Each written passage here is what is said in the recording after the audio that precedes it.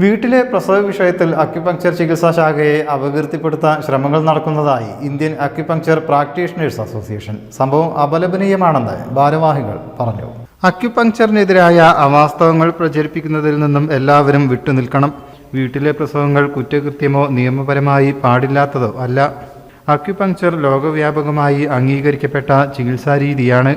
ഇന്ത്യയിലെ പല സംസ്ഥാനങ്ങളിലും ഇതിന് പ്രത്യേകമായി റെഗുലേറ്ററി ബോർഡുകളുണ്ട്. കേരളത്തിലും 4 നൂറ്റാണ്ടിലേറെ കാലമായി ഈ ചികിത്സാ സമ്പ്രദായം പ്രചാരത്തിലുണ്ടെന്നും സംഘടനാ ഭാരവാഹികൾ പറഞ്ഞു. മെഡിക്കൽ പ്രാക്ടീഷണേഴ്സിന് മാത്രമല്ല ട്രെയിൻഡ് പേഴ്സൺസിനും അക്യുപങ്ക്ചർ പ്രാക്ടീസ് ചെയ്യാമെന്ന് നിരവധി കേന്ദ്ര സർക്കാർ കോടതി ഉത്തരവുകളുണ്ട്. ഇത് മറച്ചുവെച്ചുകൊണ്ടാണ് പലരും ജനങ്ങൾക്കിടയിൽ വ്യാപകമായ തെറ്റിദ്ധാരണയുണ്ടാക്കാൻ ശ്രമിക്കുന്നതെന്നും അസോസിയേഷൻ പറഞ്ഞു.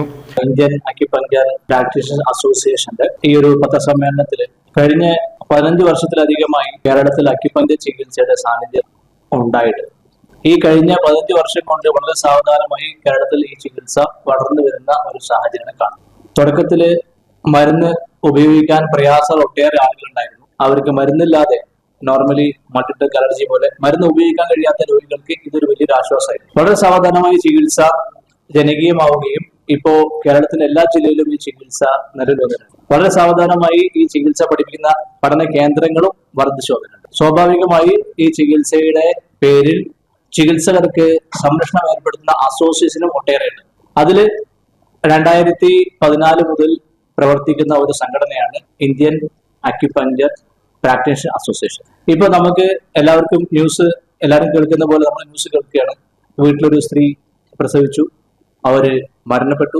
അപ്പൊ ഈ മരണം ഒരിക്കലും ആരും ന്യായീകരിക്കുകയോ അല്ലെങ്കിൽ ഇതിനെ അപലപിക്കുകയോ അല്ലാതെ മറ്റൊന്നും ചെയ്യാനില്ല. പക്ഷേ നമുക്ക് മനസ്സിലാവുന്ന കാര്യം എന്താണെന്ന് ചോദിച്ചാൽ ഈ ഒരു വിഷയം ഉണ്ടായപ്പോൾ അതിന്റെ കുറ്റം ഡയറക്റ്റ് ആയിട്ട് അക്യുപങ്ക്ചർ എന്ന് പറഞ്ഞ ചികിത്സയുടെ കുഴപ്പമായിട്ട് ഒരു പ്രഖ്യാപനം പോലെയാണ് മീഡിയകളിൽ കാണാൻ കഴിയുന്നത്. വസ്തുത അല്ലാത്ത ഒട്ടേറെ ന്യൂസുകൾ എങ്ങനെയോ പുറത്തു വരുന്നുണ്ട്. എങ്ങനെയാണെന്ന് നമുക്കറിയില്ല. ഇപ്പൊ ഇന്ന് മാധ്യമത്തിൽ വന്ന വാർത്ത പോലും സിലബസ് ഒന്നും ഇല്ലാത്ത ഒരു പഠന കേന്ദ്രമാണ് നമ്മുടെ പഠന കേന്ദ്രം എന്നും അങ്ങനെ പഠിച്ചിറങ്ങുന്ന ആളുകൾ എന്തൊക്കെയോ ചെയ്തുകൊണ്ടിരിക്കുകയാണെന്ന രൂപത്തിലൊക്കെയാണ് വാർത്തകൾ വരുന്നത്. എങ്ങനെ വാർത്ത വരുന്നത് എനിക്കറിയില്ല.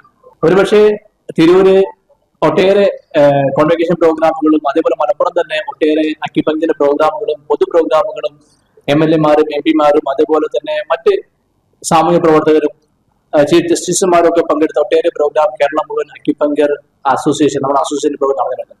കണ്ണൂർ മുതൽ തിരുവനന്തപുരം വരെ എല്ലാ പ്രധാനപ്പെട്ട പട്ടണങ്ങൾ എന്ന് പറഞ്ഞ പോലെ അസോസിയേഷൻ പ്രോഗ്രാം നടന്നിട്ടുണ്ട്. അപ്പം രാഷ്ട്രീയപരമായി രാഷ്ട്രീയ നേതാക്കന്മാർക്കും അതേപോലെ തന്നെ നിലവിലുള്ള നമ്മൾ അസോസിയേഷനെ കൂടാതെ വേറെ ഒട്ടേറെ അസോസിയേഷനും കേരളത്തിലുണ്ട്. അവരും ഒട്ടേറെ MLA-മാരും MP-മാരും വെച്ച പ്രോഗ്രാമുകൾ കേരളത്തിന്റെ പല ഭാഗം സംഘടിപ്പിക്കപ്പെട്ടിട്ടുണ്ട്. ഇങ്ങനെയൊക്കെ ആയിട്ട് പോലും സത്യസന്ധമായ വിവരങ്ങൾ പുറത്തു കിട്ടുന്നില്ല എന്നത് വലിയ ഖേദകരമാണ്. നേരിട്ട് ഒരു വീട്ടുപ്രസവം ഉണ്ടായി, സ്വാഭാവികമായി വീട്ടുപ്രസവിക്കാൻ പാടുണ്ടോ ഇല്ല രണ്ടാമത്തെ വിഷയമാണ്. പക്ഷെ അത് നേരെ അക്യുപങ്ക്ചർ പ്രസവം എന്ന പേരിൽ വരുന്നു. വാർത്തനെ ശ്രദ്ധിച്ചാൽ അറിയാം, ഒരു വീട്ടുപ്രസവം ഉണ്ടായപ്പോൾ ആ വീട്ടുപ്രസവം സംഭവത്തില് അവിടെ ഒരു വ്യക്തി അല്ലെങ്കിൽ അയാളത്തെ ഖലീഫ, എന്തോ മന്ത്രവാദി, ഏതോ ഒരു മറ്റൊരു പ്രവർത്തനം ചെയ്യുന്ന വ്യക്തി, അയാളുടെ ജീവിതം അക്യുപങ്ക്ചർ തമ്മിൽ യാതൊരു ബന്ധവും കാണാൻ കഴിയുന്നില്ല. ഇപ്പൊ നമ്മൾ അന്വേഷിച്ചപ്പോൾ നമ്മളെ അസോസിയേഷനിലോ അല്ലെങ്കിൽ നമ്മളുമായി സഹകരിച്ചു പോകുന്ന മറ്റ് അസോസിയേഷനുകളിലോ ഏതെങ്കിലും അക്യുപങ്ക്ചർ അസോസിയേഷനിൽ പ്രവർത്തിക്കുന്ന ഒരു അക്യുപങ്ക്ചറിസ്റ്റോ ഒരു ചികിത്സകനായിട്ട് നമുക്ക് കാണാൻ കഴിയുന്നില്ല. അപ്പൊ അദ്ദേഹത്തിന്റെ ഭാര്യ മരിച്ചു, സ്വാഭാവികമായി മരിച്ചു.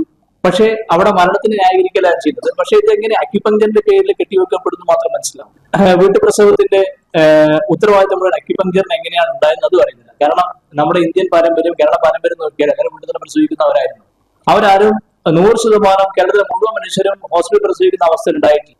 അങ്ങനെ ഹോസ്പിറ്റൽ പ്രസവിക്കാത്തതിനുള്ള കാരണം മുഴുവൻ അക്യുപങ്ക്ചറിന്റേതാണെന്ന് പറയുന്നത് തന്നെ തികച്ചും തെറ്റാണ്. കാരണം അക്യുപങ്ക്ചർ പഠിക്കുക പോലും ഇല്ലാത്ത, അക്യുപങ്ക്ചർ അറിയുക പോലും ഇല്ലാത്ത കാലത്തും ഈ കേരളത്തില് ഒട്ടേറെ വീട്ടുപ്രസവം സംഭവിച്ചിട്ടുണ്ട്. അതിനൊന്നും ആരും അക്യുപങ്ക്ചർ കുറ്റം പറഞ്ഞില്ല. പക്ഷെ ഇപ്പം കാണുന്ന അവസ്ഥ എന്താണെന്ന് ചോദിച്ചു കഴിഞ്ഞാൽ ചത്തത് കീചകരാണെങ്കിൽ കൊന്നത് ഭീമൻ തന്നെ എന്ന് പറഞ്ഞ പോലെ ഇവിടെ എന്ത് സംഭവിച്ചാലും അതിന്റെ കുറ്റം മുഴുവൻ അക്യുപങ്ക്ചറിന്റെ പേരിൽ ആരോപിക്കപ്പെടുന്ന അവസ്ഥയെ കാണുന്നത്. എന്ത് സംഭവിച്ചാലും കുറ്റം അക്യുപങ്ക്ചർ, ഏത് ഹെൽത്തിൽ എന്ത് സംഭവിച്ചാലും കുറ്റം അക്യുപങ്ക്ചർ. ഇത് എങ്ങനെയാണ് ന്യായീകരിക്കപ്പെടുന്നത് മനസ്സിലാവും. ഈ ഇൻഫോർമേഷൻസ് എങ്ങനെ കിട്ടുന്നറിയില്ല. ഈവൻ മാധ്യമത്തിലുള്ള റിപ്പോർട്ടിനെ പറ്റി ലേഖനോട് ചോദിച്ചപ്പോൾ അത് സർക്കാരിന് എനിക്ക് റിപ്പോർട്ടെന്ന് പറഞ്ഞില്ല, ആരോഗ്യ വകുപ്പിൽ എനിക്ക് റിപ്പോർട്ടെന്ന് പറഞ്ഞു. ആരോഗ്യ വകുപ്പിന് ഞാൻ റിപ്പോർട്ട് കിട്ടി അറിയില്ല.